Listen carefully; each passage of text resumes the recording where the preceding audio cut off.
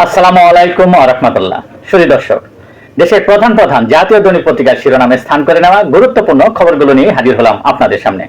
আশা করি সাথেই থাকবেন। গুরুত্বপূর্ণ শিরোনামগুলোর মধ্যে শুরুতেই যা যা থাকছে।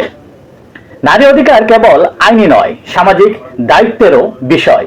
আজ আন্তর্জাতিক নারী দিবস। আন্তর্জাতিক নারী দিবস উপলক্ষে এক বাণীতে প্রধানমন্ত্রী তারেক রহমান বলেছেন, এমন দেশ গড়তে চাই যেখানে নারী ও পুরুষ সমান অধিকার ভোগ করবে। নারীর নিরাপত্তায় বড় চ্যালেঞ্জ। পুলিশ সদর দপ্তরের তথ্য মতে 1 বছরে ধর্ষণ বেড়েছে 27%। বাংলাদেশ বিশ্ব সম্প্রদায়ের সঙ্গে আরো ইতিবাচক সম্পর্ক গড়তে চায় বলে জানিয়েছেন জামায়াতের আমির ডক্টর শফিকুর রহমান। যুদ্ধের প্রভাব। দেশের জ্বালানি, রেমিটেন্স ও রপ্তানি নিয়ে উদ্বেগ বাড়ছে। রাজধানীতে শীর্ষ চাঁদাবাজ 140 জন। ডিএমপির অভিযান শিগগিরই।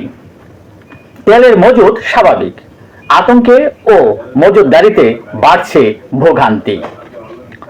যুক্তরাষ্ট্রে ভ্রমণে নতুন নির্দেশনা বাংলাদেশিদের জন্য। জরুরি খরচ বহনে সমর্থ থাকতে হবে বাংলাদেশি পর্যটকদের।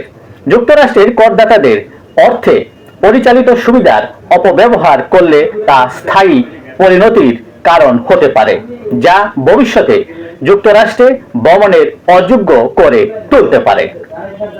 সাবেক উপদেষ্টা মাহফুজ আলম নতুন রাজনৈতিক প্ল্যাটফর্ম অল্টারনেটিভস যাত্রা শুরু করেছেন। 17 সদস্যের কমিটির ঘোষণার মধ্য দিয়ে মাহফুজ আলমের নতুন এই রাজনৈতিক দলের যাত্রা শুরু হয়। দেশের প্রধান প্রধান জাতীয় দৈনিক পত্রিকার শিরোনামে স্থান করে নেওয়া আজকে আন্তর্জাতিক খবরগুলোর মধ্যে যা যা থাকছে। শুরুতেই ইরান, ইসরায়েল ও যুক্তরাষ্ট্রের যুদ্ধের খবর। কঠোর হামলার হুঁশিয়ারি যুক্তরাষ্ট্রের তথা ট্রাম্পের। অনড় ইরান। হামলার আশঙ্কায় নির্ঘুম রাত ইরানিদের। পাল্টা হামলা জোরদার করছে ইরানও। ইরান কোনোভাবেই আত্মসমর্পণ করবে না বলে জানিয়েছেন মাসুদ পেজেশকিয়ান। যুদ্ধে প্রথমবারের মতো হাইপারসনিক ক্ষেপণাস্ত্রের ব্যবহার করল ইরান। 24 ঘন্টায় 2 শতাধিক মার্কিন সেনা হতাহতের দাবি ইরানের। তেল আবিবেও হামলা। বাহরাইনে মার্কিন সেনা ঘাঁটিতে হামলা আইআরজিসির। ইসরায়েলে আরো অস্ত্র দিচ্ছে যুক্তরাষ্ট্র। প্রতিবেশীরা হামলা না করলে আক্রমণ করবে না ইরানও বলে জানিয়েছেন ইরানের প্রেসিডেন্ট। ইরানের হামলায় $30 কোটি মার্কিন রাডার ব্যবস্থা ধ্বংস। এখন প্রশ্ন উঠেছে, যুক্তরাষ্ট্রের সামরিক সক্ষমতার কি দুর্বলতা ধরা পড়েছে?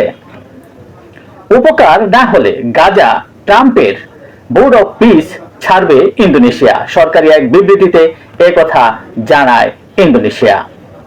ইরান যুদ্ধে এখনো নীরব কেন ইয়েমেনের হুতি বিদ্রোহীরা?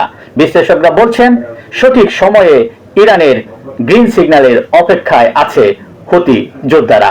এই ছিল দেশের প্রধান প্রধান জাতীয় দৈনিক পত্রিকার শিরোনামে স্থান করে নেওয়া গুরুত্বপূর্ণ খবরগুলো, যা নিয়ে এতক্ষণ আপনাদের মাঝে উপস্থিত ছিলাম। আজকের মতো এখানেই। আবারও দেখা হবে আগামীকাল ঠিক একইভাবে। সে পর্যন্ত অবশ্যই আপনারা ভালো থাকবেন, সুস্থ থাকবেন। আসসালামু আলাইকুম ওয়া রাহমাতুল্লাহ।